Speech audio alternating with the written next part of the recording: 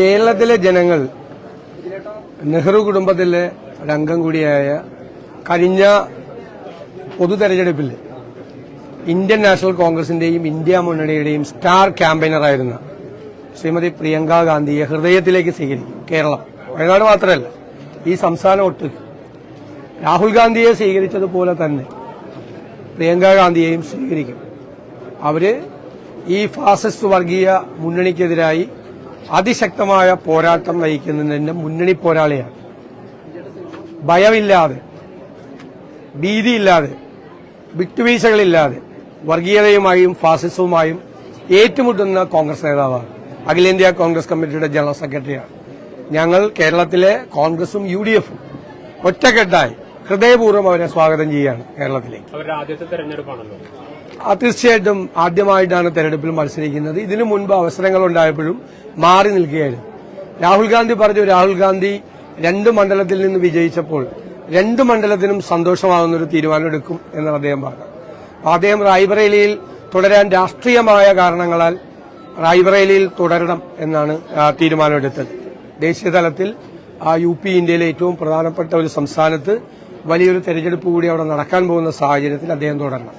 എന്നാൽ വയനാട്ടിലെ ജനങ്ങളെ നിരാശരാക്കാതെ ശ്രീമതി പ്രിയങ്ക ഗാന്ധി ഇവിടെ മത്സരിക്കാൻ വേണ്ടിയിട്ടുള്ള തീരുമാനവും കോൺഗ്രസ് ദേശീയ നേതൃത്വം എടുത്തിരിക്കുകയാണ്. ഉചിതമായ തീരുമാനമാണ്, ആഹ്ലാദകരമായ തീരുമാനമാണ്. വൻ ഭൂരിപക്ഷത്തിൽ, രാഹുൽ ഗാന്ധിക്ക് ഇപ്പോൾ കിട്ടിയതിനേക്കാൾ വലിയ ഭൂരിപക്ഷത്തിൽ വയനാട്ടിലെ വോട്ടർമാർ പ്രിയങ്ക ഗാന്ധിയെ വിജയിപ്പിക്കും എന്ന് ഞങ്ങൾക്ക് ഉറച്ച വിശ്വാസമുണ്ട്. കോൺഗ്രസ് ഒരു നാടകം കളിക്കുകയാണ്.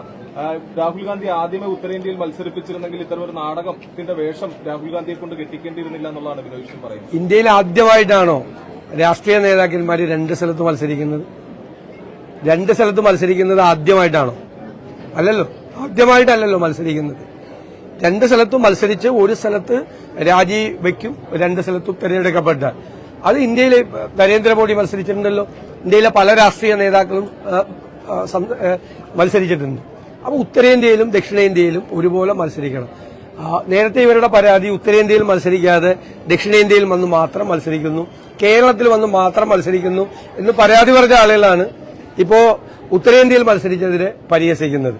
അദ്ദേഹം ഇന്ത്യയിലെ ഏറ്റവും പ്രധാനപ്പെട്ട സംസ്ഥാനത്ത് നിന്ന് ഹിന്ദിയുടെ ഹൃദയഭൂമിയിൽ നിന്ന് ഇന്ത്യയുടെ പ്രധാനമന്ത്രി നരേന്ദ്രമോദി വിജയിച്ചതിനേക്കാൾ ഇരട്ടി വോട്ടിന്റെ ഭൂരിപക്ഷത്തിലാണ് വിജയിച്ചത്.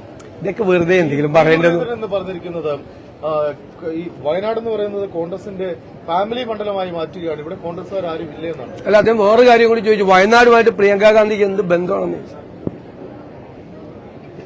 ഞാൻ നേരത്തെ പറഞ്ഞല്ലോ, രാജ്യത്ത് മുഴുവൻ ഈ വർഗീയതയ്ക്കെതിരായും ഫാസിസത്തിനെതിരായും പോരാടുന്ന മുന്നണി പോരാളിയാണ് ശ്രീമതി പ്രിയങ്ക ഗാന്ധി. നെഹ്റു കുടുംബത്തിന് ഇന്ത്യയിലെ ഏതെങ്കിലും ഒരു മണ്ഡലത്തിൽ ചൂണ്ടിക്കാണിച്ചിട്ട് അവർക്ക് എന്താണ് ബന്ധം? ഇന്ത്യയുടെ ഹൃദയത്തിൽ അഴിഞ്ഞുകയറുന്ന ബന്ധമാണ് ആ ബന്ധമുള്ളത്. ഇദ്ദേഹം എവിടുന്ന രാജ്യസഭയിലായത്? ആ സംസ്ഥാനമായിട്ട് എന്തൊരു ബന്ധമായിരുന്നറിയോ?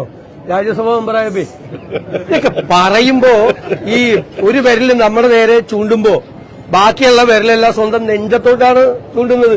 കേരളത്തിൽ നിന്ന് ജയിച്ചിട്ടല്ലല്ലോ കേന്ദ്രമന്ത്രിയായത്, ഏതോ സംസ്ഥാനത്ത് പോയിട്ട് MP ആയിട്ടല്ലേ. ആ സംസ്ഥാനമായിട്ട് അദ്ദേഹത്തിന് എന്ത് ബന്ധമാണുണ്ടായിരുന്നത്? അതിനേക്കാളൊക്കെ വലിയ ഹൃദയബന്ധം പ്രിയങ്ക ഗാന്ധിക്കും രാഹുൽ ഗാന്ധിക്കും ഒക്കെ കേരളത്തിനോടുണ്ട്.